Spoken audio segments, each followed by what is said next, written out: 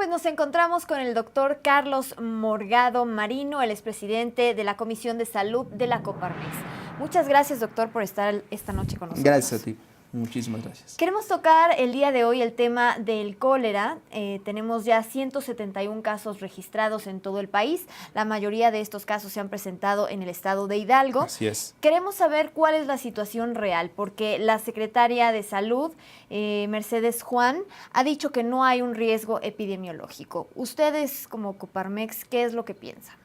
Mira, de entrada, agradezco la invitación.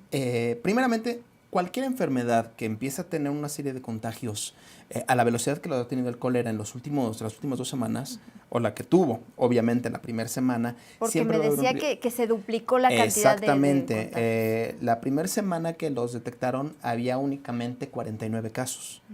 O sea, y de repente la siguiente semana tenemos 171 y ya en 4 estados más, San Luis Potosí, Ciudad de México, Hidalgo y Querétaro, si mi memoria no me falla, ya estamos hablando de un riesgo de contagio.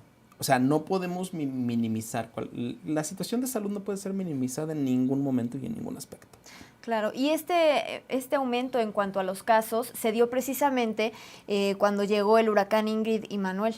Así es correcto.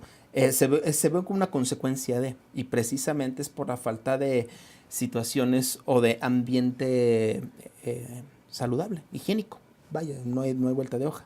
¿Qué son las medidas que debería estar tomando ya el gobierno para estas alturas y que no se están tomando? De entrada es la información.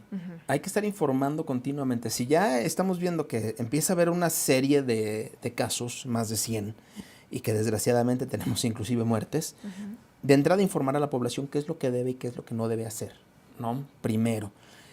Y lo primerito, que es en épocas de lluvia, es tener cuidado con el agua contaminada. El cólera tiene como vías, precisamente, es una infección demasiado fuerte, que se va a ir, que se da donde se encharca, donde hay encharcamientos. Entonces, si tenemos agua encharcada, obviamente tenemos mucha propensión al cólera. A la diarrea, a enfermedades gastrointestinales, a enfermedades de garganta, incluso enfermedades cardiopulmonares. Pero bueno, en este caso va a ser que es el cólera en particular. Hay que tener mucho cuidado con el agua que se ingiere, con las medidas preventivas y con los ambientes que sean higiénicos, vaya, ¿no? Es impresionante cómo un detalle como esos nos puede llevar a, pues completamente a desencadenar una epidemia,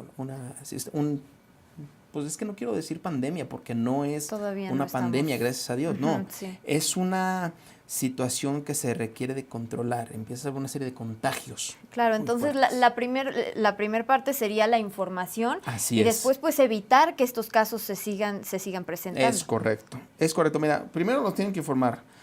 ¿Qué se tiene que informar? ¿Qué tenemos que hacer para evitar el contagio? ¿No? Una vez detectada la zona donde tenemos el cólera, vuelvo a lo mismo. Si ya se detectó que ya se salió de San Luis Potosí, ya se salió de Querétaro, a ver si vino para el Distrito Federal, hay que ver cuáles son los vehículos por las cuales, uno en cada estado, pero con uno basta. Hay que ver cuáles son los vehículos por los cuales se salieron de su lugar de origen, ¿no? En primera instancia, hay que poner lo que son las barreras sanitarias.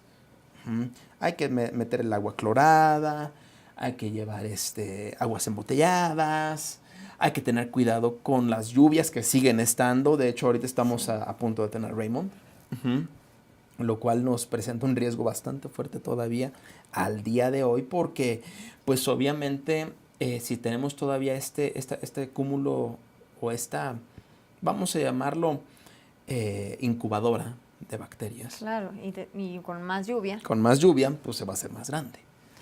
Entonces ahí pues la Secretaría de Salud debería de estar pero bien al tanto y no minimizar la situación porque aunque sean 171 casos, como quieran, nada más, estos se pueden extender y pues también había escuchado que este tipo de cólera que se está presentando ahora no es como el anterior. No es mutado. Es como el que se ha presentado en Haití y en otros países. Así es.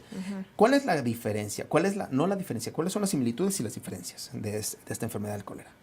Recuerda, en Haití, en Indonesia tras el tsunami, en Japón tras el tsunami, es un cólera que precisamente se da por el tipo de agua, los encharcamientos y la contaminación. es muy específico. Ujú. El cólera anterior con el que nos vacunan, pues es el cólera que se tiene por la falta de higiene. Este no, este viene por un problema que choca hacia un ambiente que no está preparado que no está sanitizado, digámoslo así. Entonces, bueno, pues con mayor razón es otra cepa, digámoslo, diferente. Entonces la Secretaría de Salud debería de estar ya muy atenta al respecto. Exactamente, definitivamente. Bueno, pues muchas gracias, doctor, por haber estado con nosotros. Un placer. Este es su espacio. Muchísimas gracias.